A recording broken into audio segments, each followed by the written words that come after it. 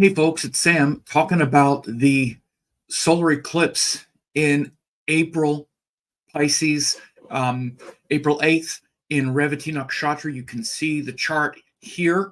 And I'm also going to be unfolding the question of should we fear eclipses?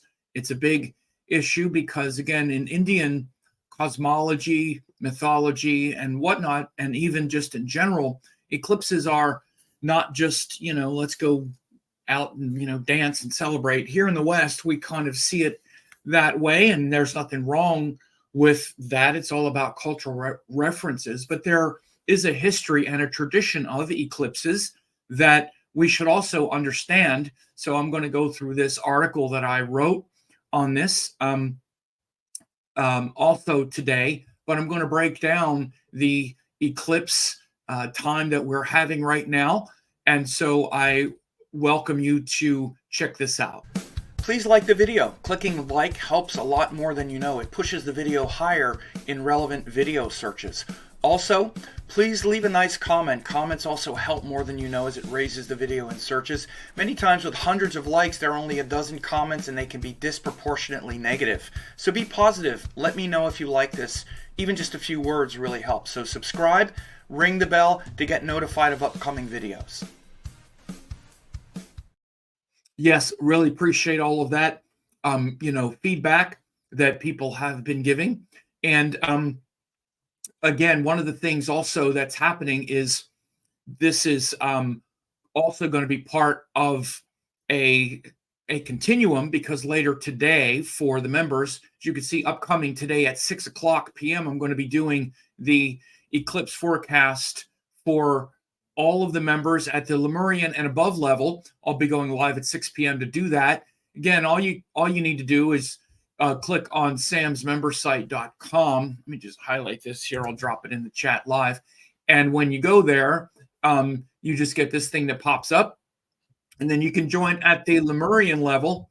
You see we have Investigator, Lemurian, either at the Lemurian or the Pleiadian or the Oracle 5D. And you can see how this applies to you. Now you can see here, this is the member page. This is where I'll be going live later at 6 p.m. today. And again, of course, it's also always archived and recorded, but these are all the videos. Again, I just did a detailed April 2024, the Vedic week ahead, the regular week ahead, key bridge collapse, all these in-depth. This is for the Oracle 5D level. People get all of these videos. So again, it's a great way for people to stay engaged, to stay more deeply engaged, to get these memberships. We have close to 50 people already, and it's not even been a month. So it's really growing. So as you see here, I have the chart of the, let me drop that in the comments. So as you see here, I have the chat of the, I have the chart, not the chat, the chart of the upcoming eclipse. It's happening on April 8th. It's now April 5th. But you can see that we have this new moon here. This is for, this will be happening the sun will be at 25 Pisces, just like the moon, right? And again, Rahu is only 21. It's a very exact eclipse. And this is happening on April 8th. That'll be Monday. And the sun of Pisces, of course, is about transcendence, letting go of those things you can't control, all those things of the world that you are worried about. You're worrying about what's going to happen. Again, it's opposite of the sign of Virgo, right? We just had the lunar eclipse in Virgo. And again, by the way, the members got the lunar eclipse video as well. You see one of the member perks here is the lunar eclipse for all 12 signs. Where is it? Down here somewhere? It's in here somewhere. Yeah, here it is, the full moon in Virgo, lunar eclipse for all 12 signs. So again, this is what happens when you get the member site, is you get these for each sign. So whatever your ascendant is, that lunar eclipse in Virgo was different than it would be for another one.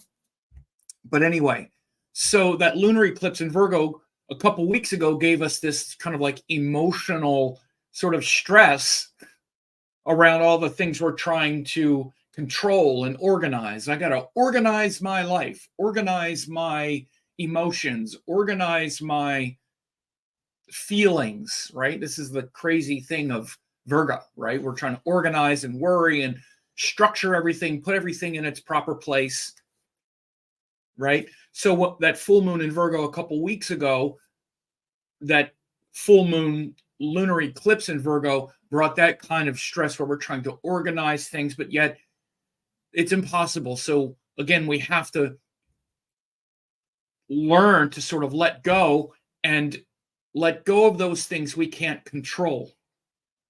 Let go of those things we can't organize and manage.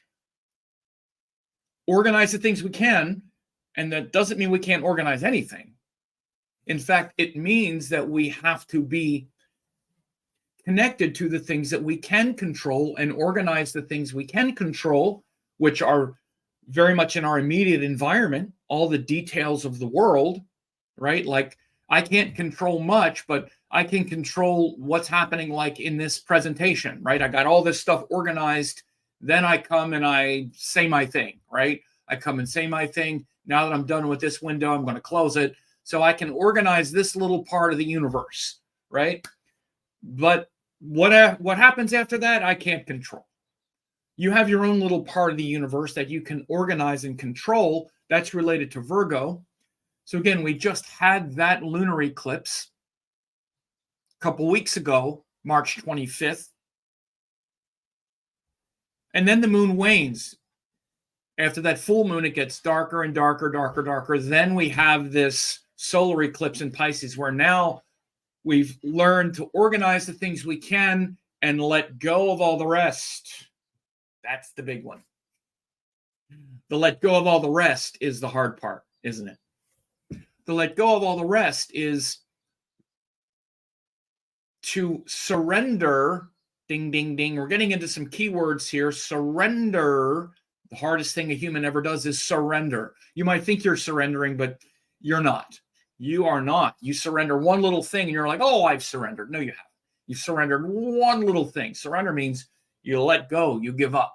You say, okay, I trust. You want to see surrender? Look at a little baby. When you're laying in someone's arms like, that's surrender. Animals, we can really learn a lot from them, right?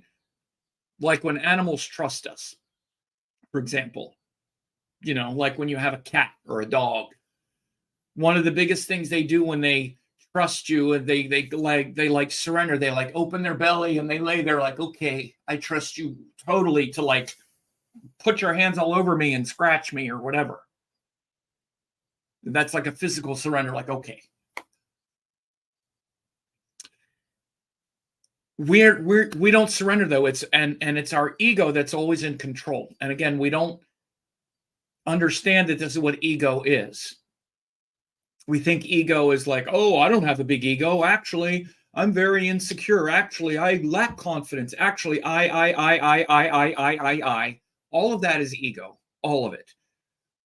Mostly the ego shows up as all of that stuff, as all of the I don't have the confidence. I'm actually really sensitive. I'm always, It doesn't show up as I'm the greatest thing ever. It's I'm the little thing. And here's why I don't ever get what I want, because I this, I that. It's all ego. And it's all, again, ego isn't an insult. It's just a false center, a false self. And we're attached to it. Listen, I've been doing astrology readings, couple hundred a year, for more than 20 years. It's all I do. Again, other people think about this stuff once in a while. I'm immersed in this all the time. It's all I do is talk to people who have nothing but preconceptions about what's possible for themselves. And it's all ego. And no one thinks it is. Everyone thinks, oh, I don't have a big ego. All of it is ego. And I'm not saying I'm exempt. It's all ego, or it's transcendent consciousness. There's no place where they meet, really. They don't meet anywhere. It's like being a little pregnant or something. That's simply not the case. It's either all ego or it's all God consciousness, surrender, freedom, liberation. And Pisces is the sign of liberation, letting go, surrender. And that's what this eclipse is about right now. The eclipse is about that surrender. Hang on a second. Oh, Jesus. It's about that loss, liberation, letting go, not holding on to all of the false identity. Sorry, I just realized I have a bunch of windows open. See, I didn't organize all the details. There's a few browser windows open. And so that liberation, that letting go, is what is driving this new moon in Pisces, this solar eclipse. And it's in the nakshatra of Revati. Revati is the shepherd energy, where we are surrendered to.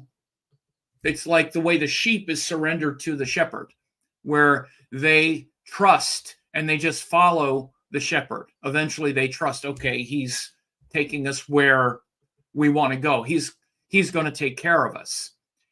And in the sign of Pisces, there is this trust in the guru, in the teacher. Pisces is ruled by Jupiter, and there's this trust that the guru will not lead us astray. I talk about a guru. A guru isn't necessary, but usually at our level of awareness, which is as an ego, as a being under the illusion of separateness, which is really what the ego is. Again, it's the illusion that you're this separate person. The illusion that you're this separate person is propped up by the agency of the ego. That's what the ego is. That's what the false center, the false self revolves around. It revolves around this identity called an ego. And by the way, enlightened beings have an ego as well. The ego isn't ungodly. It's just out of proportion. So, but a Sadguru, a great spiritual being, uses their ego like we use a hammer or a pen. I just picked it up and then I put it down. I'm the master of it. It's not the master of me. What if I mistake myself for being this? Rather than forgetting that I'm the one who picked it up and put it down.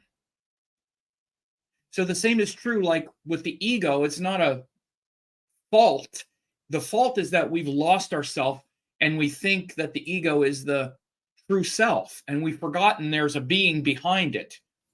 They say it's a great servant and a lousy master. So great Sadgurus and enlightened beings have an ego that they use to interface with us. That's what the ego is for. I'm talking to you now, my ego to your ego, my separate identity to your separate identity. But there's a seer behind it, that is not identified with this incarnated identity. This incarnated identity, body, mind, spirit, is a product of karma, of our past lives, of our present illusion, and trying to, again, surrender, let go of it. So most of the spiritual progress we're going to make is not doing something, it's undoing something. And the doing is an undoing. The doing is the surrender. Surrender to our true nature, to the enlightened cosmos consciousness that is all pervasive. So this Pisces solar eclipse is very much about that transcendent consciousness. And Revati Nakshatra is the nakshatra of the shepherd, that is that last section of the zodiac circle, the last section of Pisces, the last section of the zodiac, where we fully let go and surrender. And then there's rebirth in the sign of Aries. So this is the last portion of the journey, and then we get reborn again. So this sign of Pisces is also very much about the in-between life state, the womb state, like when we're in the womb, before we get reborn again, before we get born again. It's like that type of metaphor as well. It's also the dream state. Pisces, again, you woke up from sleep this morning. The whole sleep state, the state of dreaming and sleeping, has a lot to do with Pisces. And then you wake up in Aries. By the way, this is also why a lot of the energy around this eclipse has to do with sleeping. I did a post on also recently that talks about sleeping a lot. Do I have it here? Okay, this is silly stuff. Okay, so where I said that it's okay to sleep a lot now. Let me pull it up. This is another recent post that I did where it says it's okay to sleep a lot now. This eclipse can be exhausting to our nervous system. This is my Instagram account. Because of all of these planets, Pisces, Aquarius, Aries energy is very much about the sort of birth and rebirth. And Pisces especially is about that sleep state, that state of sleep. And as it says here, Blue Lotus says, I've been having some crazy dreams. Yeah, there's plenty of them these days. Dreams are very potent and fertile ground right now. But let's talk about this this part here where it says, should we fear eclipses? Beneath this video, you see there's a join button and a subscribe button. Of course, subscribe to the channel, but when you click join, you're going to get access to the fastest growing Vedic astrology community on YouTube. You can see daily forecast, weekly forecast, and a lot of special videos that the members get. Again, it's very easy. All you do is you click join beneath the video. Most people get the Oracle 5D avatar level. It's less than $1 a day. You can stay connected. Tons of free videos that you get now, but also each week. Again, you can see all of the videos that you get where I do a Vedic forecast, a regular forecast, members only content. But again, it's very easy. Just click join and the pop-up comes. You select your level. Again, most people. So yeah, again, if you want to see this new moon solar eclipse for your sign in you can also come and join at the Lemurian level after you click. And today at 6 o'clock Pacific time, I'll be doing that live. And it'll also be recorded. And if you get the Oracle 5D level, you get all of the videos here. So should we fear eclipses? As it says here, I'm not afraid of eclipse or any other cosmic event, but they have an effect on the mind and consciousness. All lunations, new and full moons, mostly support introspection. I'll be staying home for the eclipse. So this is the meme that I wrote, and or the image that I made. So as it says here, I'm not afraid of eclipses or any other cosmic event, but they have an effect on mind and consciousness. Whether it's solar eclipse or lunar eclipse, our emotions are either very volatile on the lunar eclipse, or we feel pretty drained and psychically empty on the solar eclipse, right? So again, this is why those lunations on eclipses are more exacerbated, like the full moon a couple weeks ago was the lunar eclipse in Virgo. It wasn't just an eclipse, it wasn't just a full moon, it was an eclipse. Same way with this one. So they're more exaggerated because sun, moon, and earth line up. But all lunations, all full moons and new moons, whether they're eclipses or not, are meant to be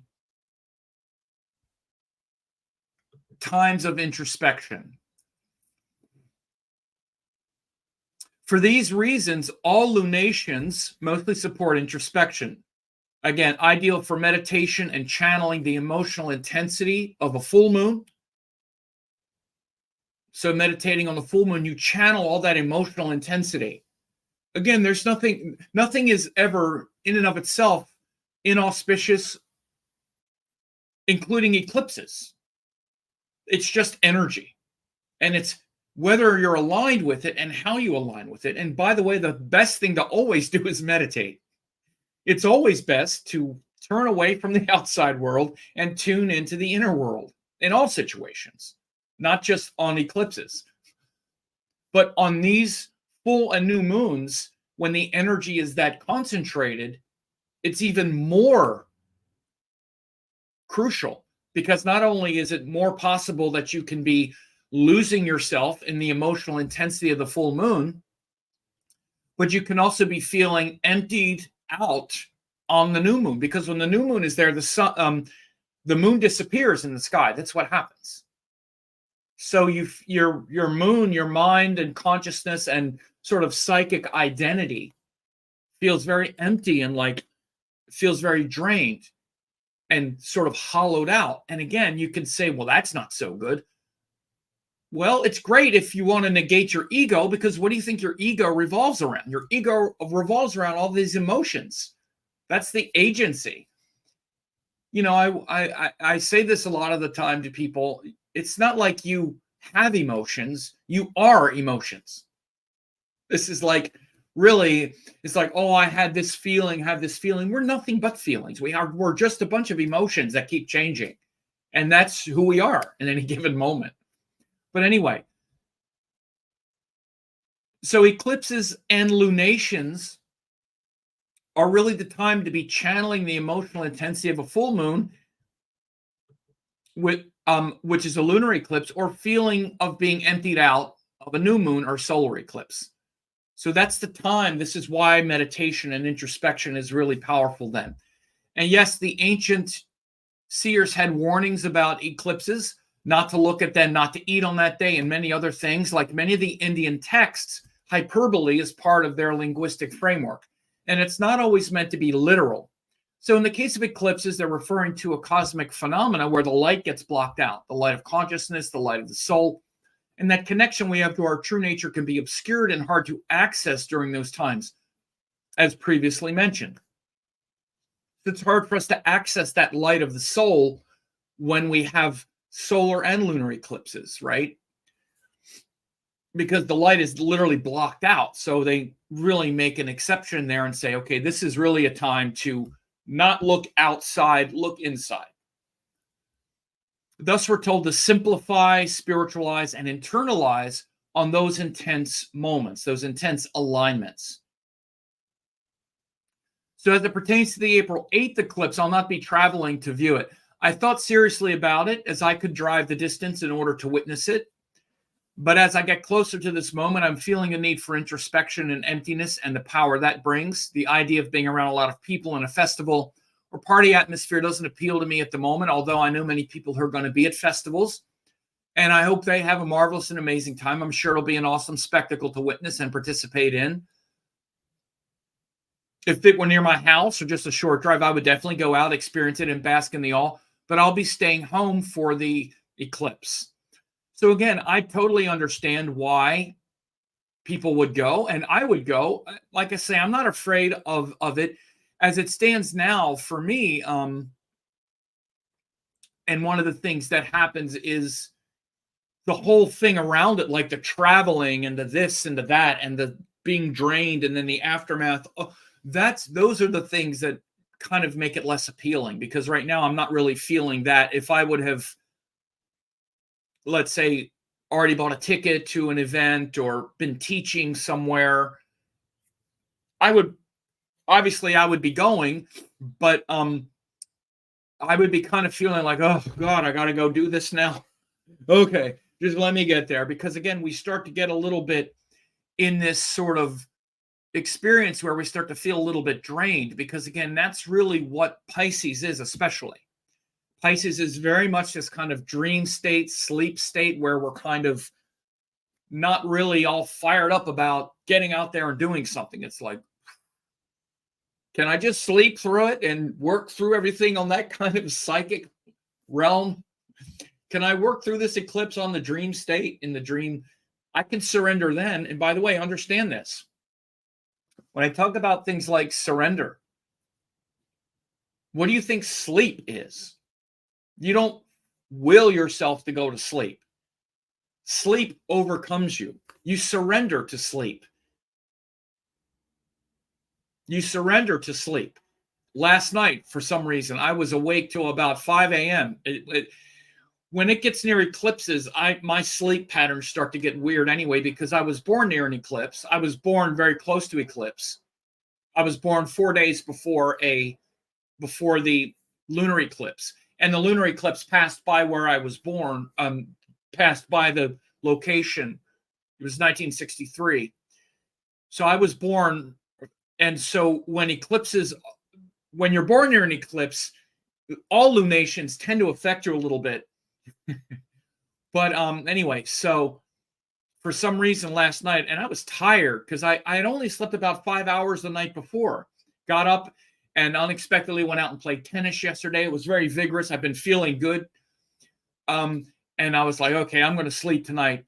Went in, about 11:30. I got to make sure that I try to sleep too early, or else I'll lay there and think all night with my active Gemini head.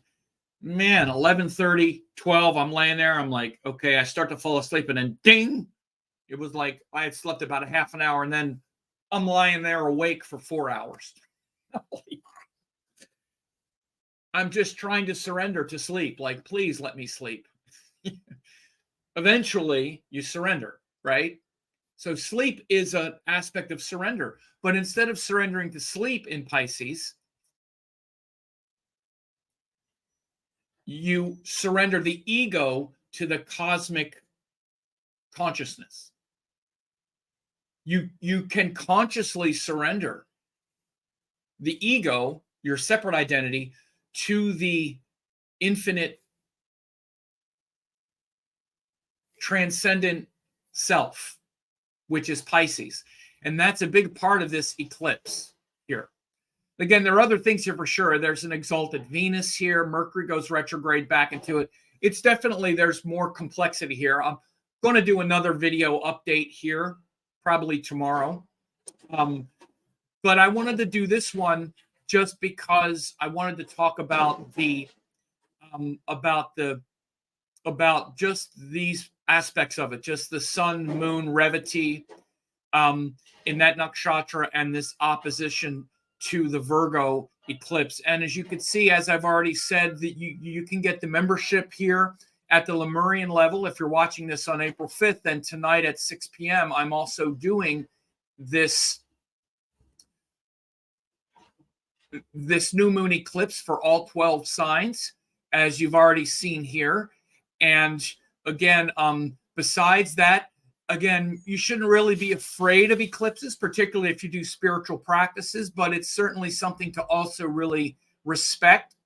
I'm glad that people showed up here today to watch this. And please share it. And thanks a lot. Thanks for watching. Don't forget to like, comment, share, and subscribe to the channel.